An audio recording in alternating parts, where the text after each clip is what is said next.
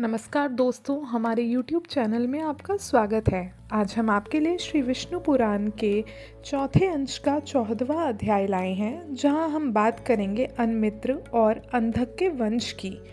तो चलिए शुरू करते हैं भगवान विष्णु का नाम लेकर इस अध्याय को। श्री पराशर जी बोले कि अन्मित्र के शिनी नामक पुत्र हुआ। शिनी के सत्यक और सत्यक से सात्यकी का जन्म हुआ, जिसका दूसरा नाम युयुधान था। उसके बाद सात्यकी के संजय, संजय के कुणी और कुणी से युगंधर का जन्म हुआ। यह सब शैने के नाम से विख्यात हुए। अन्मित्र के वंश में ही प्रश्नि का जन्म हुआ और प्रश्नि से श्वफल्क की उत्पत्ति हुई, जिसका प्रभाव पहले वर्णन किया जा चुका है। श्वफल्क का चित्रक नामक एक छोटा भाई और था। श्वफल्क के गांधिनी से अक्रूर का जन्म हुआ था तथा एक दूसरी स्त्री से उपमदगु, विश्ववारी, मेजय, गिरिरक्ष, उपक्षत्र, शतघ्न, अरिमर्दन, धर्मदृक्, दृष्धर्म, गंधमोज, वहा और प्रतिवहा नामक पुत्र तथा सुतारी नामनी कन्या का जन्म हुआ।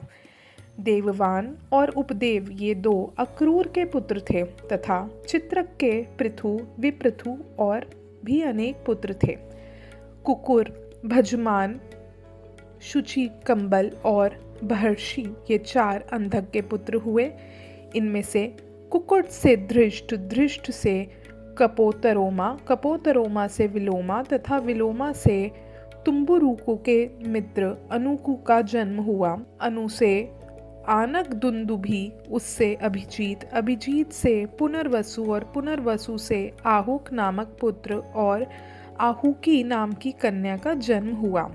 आहुक के देवक और उग्रसेन नाम के दो पुत्र हुए। उनमें से देवक के देववान, उपदेव, सहदेव और देवरक्षित नामक चार पुत्र हुए। इन चारों की वृकदेवा, उपदेवा, देवरक्षिता, श्रीदेवा, शांतिदेवा, सहदेवा और देवकी, यह 7 भगिनियाँ थीं।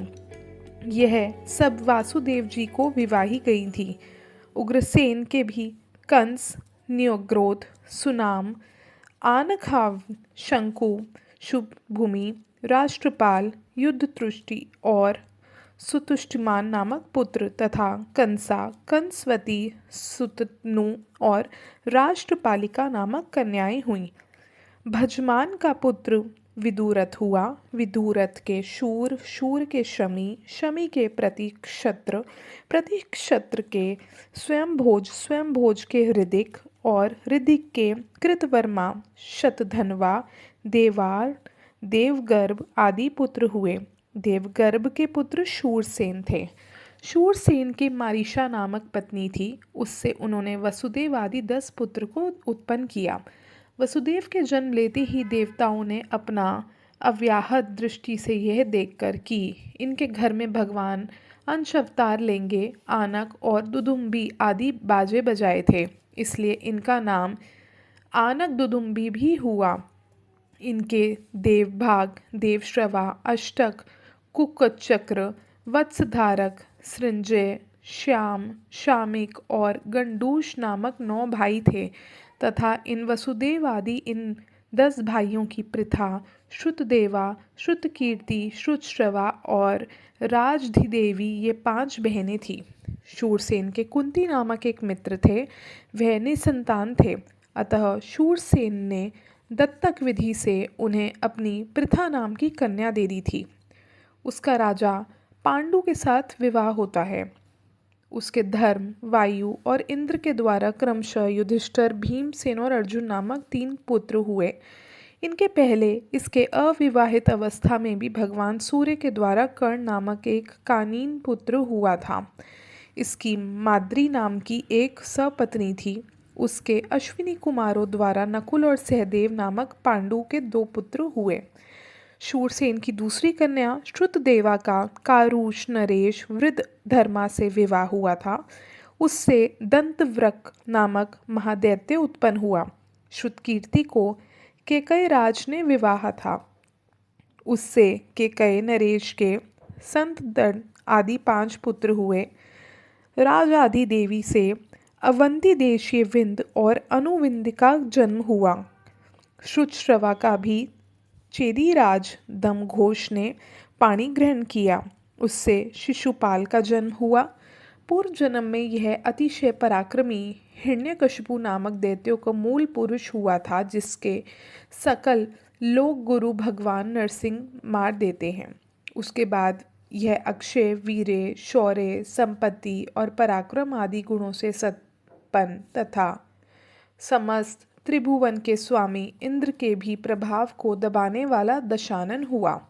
स्वयं भगवान के हाथ से ही मारे जाने के पुण्य से प्राप्त हुआ नाना भोगों को वह समय तक भोगते हुए अंत में राघव रूपधारी भगवान के ही रूप के द्वारा मारा गया। उसके पीछे ये चेदीराज दमघोष का पुत्र शिशुपाल हुआ। शिशुपाल होने पर भी वह भूभार हरण के लिए अतीर्ण हुए भगवान वंशज स्वरूप भगवान पुंडरीकाक्ष में अत्यंत देश बुद्धि करने लगा। अंत में भगवान के हाथ से ही मारे जाने पर परमात्मा में ही मन लगे रहने के कारण सायुज्य मोक्ष प्राप्त करता है।